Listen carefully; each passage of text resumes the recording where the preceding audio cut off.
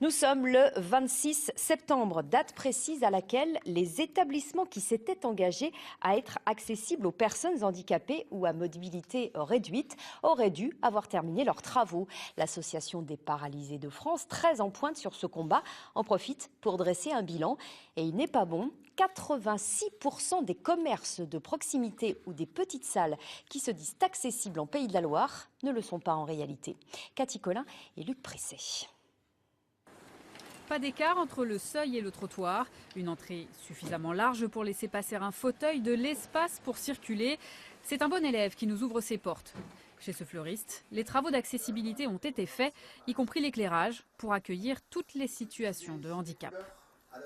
Une personne malvoyante ne va pas avoir de difficulté à imaginer les contrastes et ne pas le sol est clair, les meubles sont foncés.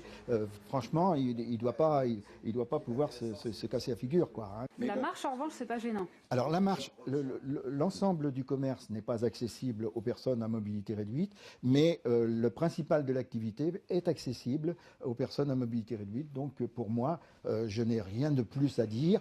Ici, il en a coûté moins de 1 000 € pour se mettre en conformité avec la loi. Mais voilà, parfois c'est plus cher ou plus compliqué et il faudra sonner pour avoir accès à un commerce de proximité. Selon l'Association des paralysés de France, en Pays de la Loire, seuls 14% des petits commerces et établissements qui se disent accessibles le sont effectivement. Les 3/4 le sont en réalité difficilement et 12% sont totalement inaccessibles. Sur le podium des points noirs, la présence d'escaliers, la petite taille des toilettes ou des cabines d'essayage.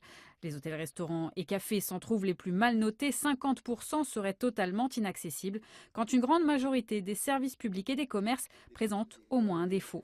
13 ans après la loi handicap de 2005, il y a encore beaucoup de travail à faire. Ce qu'on a gagné, on est en train de le reperdre.